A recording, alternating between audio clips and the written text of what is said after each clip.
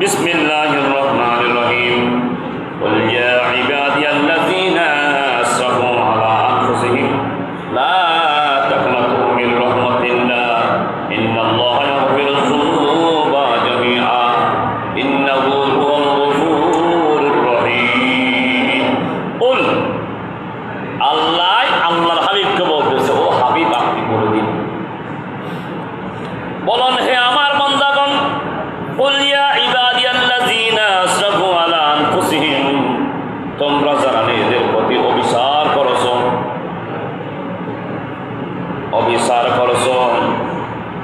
আল্লাহর অনুগ্রহ থেকে তোমরা হতাশ হই না। লা তাকনাতু মির রাহমাতিল্লাহ, আল্লাহর রহমত থেকে তোমরা নিরাশ হই না, হতাশ হই না। ইন্নাল্লাহা, নিশ্চয়ই রব্বুল আলামিন, ইয়াগফিরুয যুনুবা জামিআ, নিশ্চয় আল্লাহ সমস্ত গুনাহ ক্ষমা করে দেবেন। সুবহানাল্লাহ। ইন্নাহু হুয়াল গফুরুর রহিম, নিশ্চয় তিনি ক্ষমাশীল এবং পরম দয়ালু। এ আল্লাহ মেসেজ দিয়ে দিয়েছে, তোমরা হয়তো শুই না।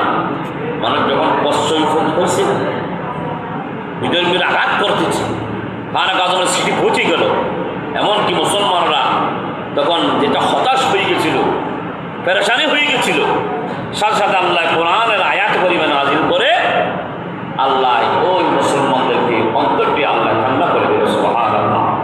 এই কোরআন করিমের আয়াত করিমের শিক্ষা আমাদের কি? আল্লাহ তাদের কারণে নাযিল করেছে, আমাদের শিক্ষা কি? আমরা কি শিক্ষা হাসিল করতে পারতেছি? আল্লাহ বলেন, লা তাকনাতু মির রাহমাতিল্লাহ, তোমরা আমার রহমত থেকে নিরাশ হই না।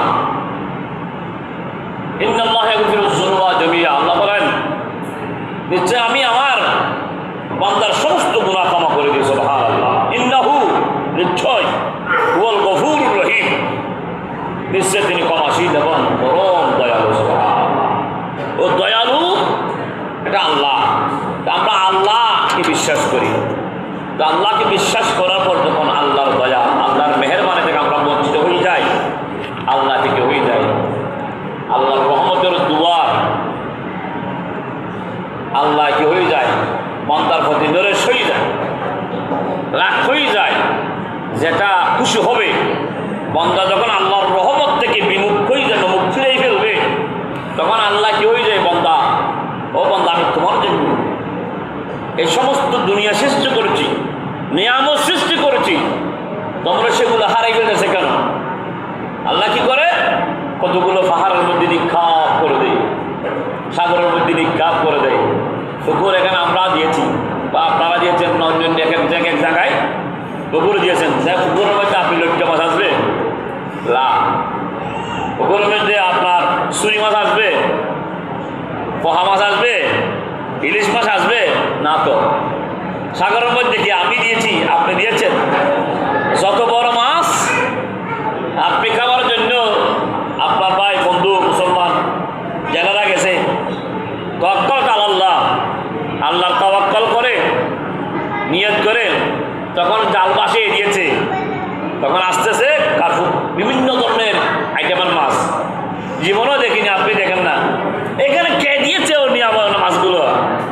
আমি আপনি পুকুরের মধ্যে মাছ, ছোটো ছোটো মাছের কি মাছ দিয়ে বড় হচ্ছে, এক এক ধরনের মাছ, কার্পু মাছ, রুই মাছ, কাতল মাছ ইত্যাদি। সাগর থেকে যে মাছ আমি আপনি পুকুরের মধ্যে জিজ্ঞাসা পারবো না, ওই জিনিস আল্লাহ সাগরের মধ্যে দিয়ে থাকে। সুবহানাল্লাহ। কেন?